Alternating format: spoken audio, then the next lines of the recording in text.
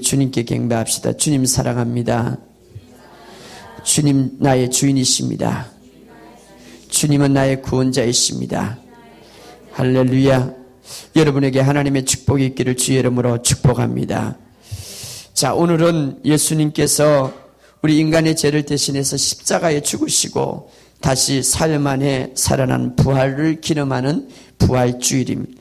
물론 우리가 2000년 전에 부활하셔서 모든 것을 다 이루어놨지만 그럼에도 불구하고 우리가 왜 부활주의를 지나느냐, 그 부활, 그것들을 우리가 감격하면서 우리가 맨날 그렇게 살아야 되는데 그렇게 살지를 못하니까 우리가 이 기념을 하면서 우리의 삶을 뒤돌아보는 시간입니다. 자, 주님은 인간이 이 세상에서 가장 무서워하는 것, 여러분, 인간이 가장 무서워하는 건 뭡니까? 인간이 가장 괴로워하는 것이 뭡니까? 그것은 바로 죄의 결과요, 죄의 행벌인 사망입니다. 그 사망의 권세를 무너뜨리고 이제는 그 사망의 권세를 완전히 깨뜨리고 다시 살아나셨습니다. 할렐루야.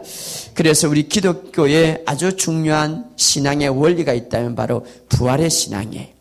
그래서 이 부활주를 맞이하면서 여러분에게 이 부활의 신앙이 있기를 주의 이름으로 축복합니다. 어떤 사람은 물론 우리가 십자가 죽음의 신앙도 중요하지만 주님이 이루어놓은 최고의 삶을 찾으시기를 주의 이름으로 축복합니다.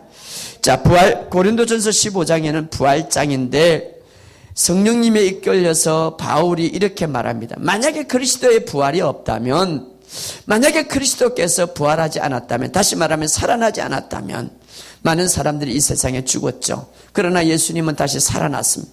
만약에 예수님도 이 세상 사람들처럼 살아나지 못했다면 우리의 삶은 헛되고 우리 믿음의 사람들이 가장 불쌍한 사람이 될 것이다. 우리가 전하는 말씀도 헛되고 우리가 고백하는 이 고백도 아무것도 소용이 없을 것이다. 우리를 위하여서 죄의 대가를 지불하셨던 주님, 그래서 승리했던 주님이 그 승리도 다 할 것이고 우리는 여전히 죄에서 묶여 있을 것이고 우리는 죄로 인해서 사형 선고받은 자로 사망으로 가고 있을 것이고 부활이 거짓이라면 예수 믿는 사람이 가장 불쌍한 사람일 것이다. 이렇게 말합니다.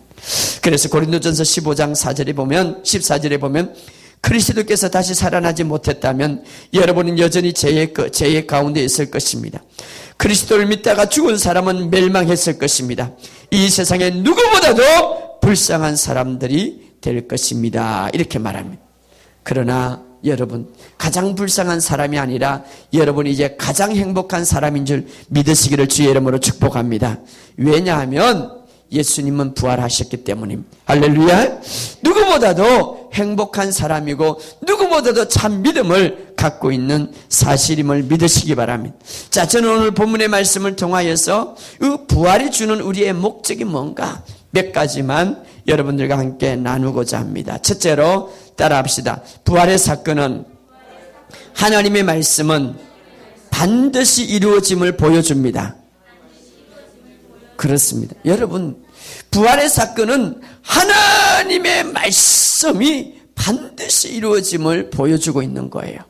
그러므로 이 엄청난 죽음의 사건이지 않습니까? 그럼에도 불구하고 이 죽음도 말씀 앞에는 무릎을 꿇는다 이 말이에요. 할렐루야.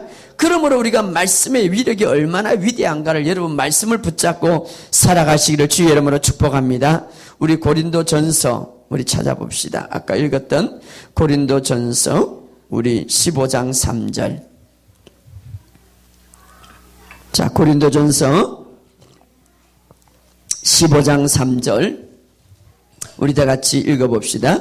고린도전서 15장 3절. 자, 유아실에는 조용히 해야 됩니다. 그래 아니면 아이들을 다 쫓아내든지 말씀을 듣는데. 자, 고린도전서 15장 3절 4절 다 같이 읽읍시다. 시작. 내가 받은 것을 먼저 너에게 전달하노니 이는 성경대로 그리스도께서 우리를 죄를 인하여 죽으시고 장사되었다가 성경대로 셋째 날에 다시 살아나셨다. 자, 바울이 받은 것 바로 복음인데 그 복음의 핵심이 뭐냐면 성경대로, 이 말은 하나님의 말씀대로 우리 죄를 위해서 죽으시고, 이 말은 하나님의 말씀이 우리 죄를 위해서 죽을 것이다. 누가? 예수님께서. 미리 말씀했던 것, 그것이 성취되었다는 것입니다. 또 장사되었다가 말씀대로 3일 만에 다시 살아나셨으니 할렐루야. 하나님의 말씀대로 다시 죽으시고 하나님 말씀대로 장사 지내시고 하나님의 말씀대로 살아났다. 이건 뭡니까? 하나님의 말씀의 위력이에요. 하나님의 말씀은 1.1획도 내가 너에게 이렇게 한다라고 했다면 그 말씀은 1.1획도 빈틈없이 이루어진다는 것을 보여주고 있는 거예요. 할렐루야. 그렇다면 여러분에게 어떤 말씀들이 주어졌는지 이것을 붙드시기 바랍니다. 여러분, 죽음을 일으키는 이 문제도 말씀이 해결했다면 어떤 문제를 해결 못하겠습니까? 말씀대로 죽으시고 말씀대로 장사되으시고 말씀대로 다시 살아났다.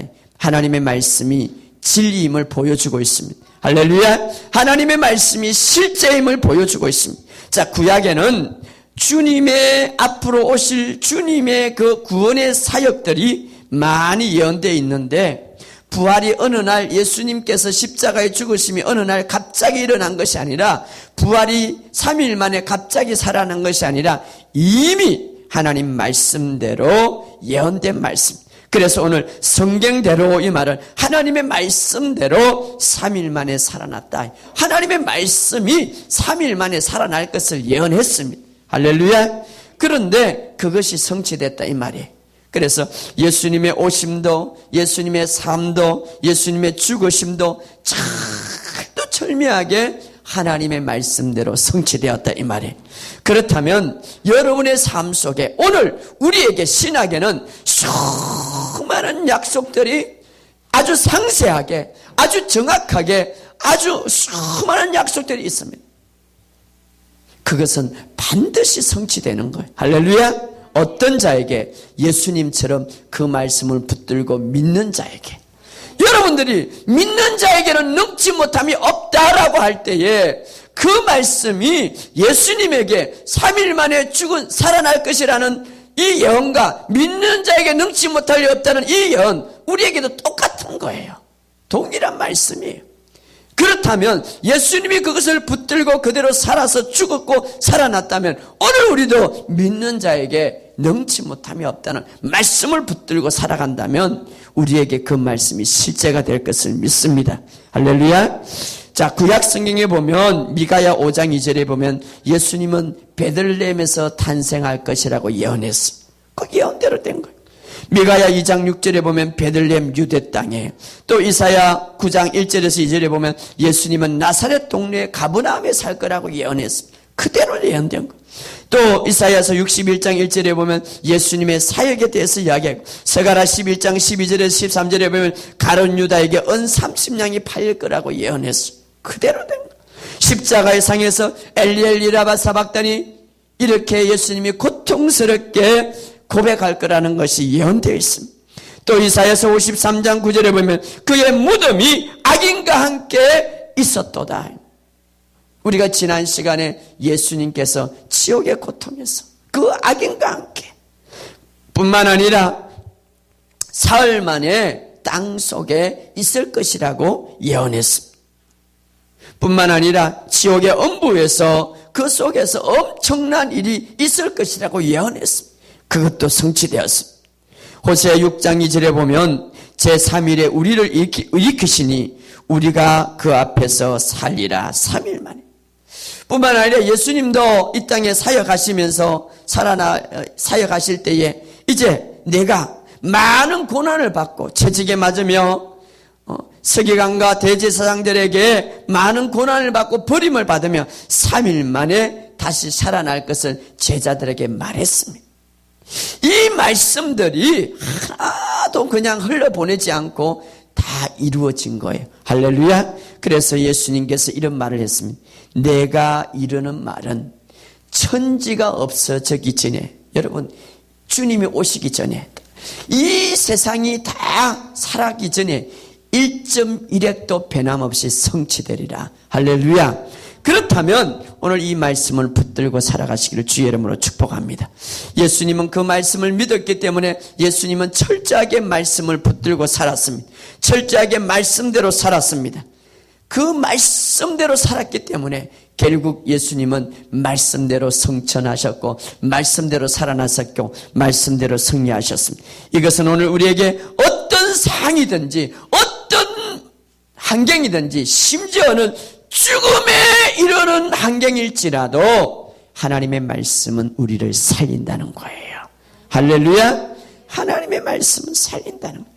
그래서 히브리서 11장에 보면 믿음의 조상들을 이야기하면서 그들은 하나님의 말씀을 듣고 믿음으로 그것을 붙들기 때문에 나라를 이기기도 하고 물질을 취하기도 하고 승리하였노라. 할렐루야.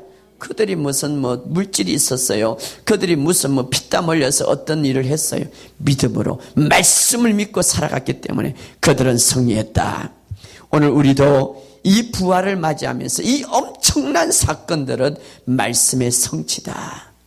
그래서 주님은 이 말씀은 반드시 성취된다. 그러므로 여러분, 저는 가면 갈수록 하나님의 말씀이 진짜구나. 내가 하나님 붙들어야 될 것은 하나님의 말씀밖에 없구나. 따라합시다. 하나님의 말씀을 붙잡고 기도하자. 하나님의 말씀을 붙잡고 기도하자. 하나님의 말씀을 붙잡고 선포하자. 하나님의 말씀을 붙잡고 고백하자. 여러분, 하나님의 말씀을 붙잡고 고백하고 하나님의 말씀을 붙잡고 방언으로 기도하고 이것이 우리 믿음을 최고로 성장시키는 것이고 날마다 나의 삶에서 악한 모든 환경에서 승리하는 비결이고 날마다 나의 삶에서 열매를 맺는 비결입니다. 할렐루야.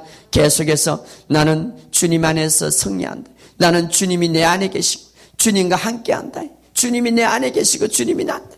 여호와는 나의 목자시니 내게 부족함이 없으리. 여호와는 나의 목자시니 내게 부족함이 없으리. 여호와는 나의 목자시니 내게 부족함이 없으리라. 왜? 말씀이 하고 있기 때문에. 여러분, 그럴 때 여러분의 내 속에는 나는 부족한 게 많아, 돈도 없고 아무것도 그럴지라도 하나님의 말씀을 고백하시기 바랍니다. 그 고백의 말씀이 반드시 성취될 것입니다. 할렐루야. 하나님의 말씀은 실제 사실이지만 그러나 이것을 현장 속에서 내가 그것을 보게 되는 사람은 바로 믿음으로 고백하는 사람이에요. 할렐루야. 오늘 예수님은 철저하게 하나님 말씀대로 오셨고 하나님 말씀대로 붙잡았고 하나님의 말씀대로 내가 죽고 3일 만에 살아날 것을 하나님이 말씀하셨기 때문에 예수님도 동일하게 말했습니다. 그리고 선포했습니다. 제자들에게도 말했습니다. 그런데 3일 만에 일어났습니다. 할렐루야. 여러분도 마찬가지예요. 예수님처럼 여러분들에게 어떤 말을 했습니까? 여러분은 새로운 피조물이라고 합니다. 예수 안에서 승리자라고 합니다. 정복자보다 나은 자라고 했습니다. 그때에 여러분은 그렇게 말해요. 나는 아직도 실패자다. 이렇게 생각할 수 있습니다. 예수님이 죽으시고 장사될 것을 하나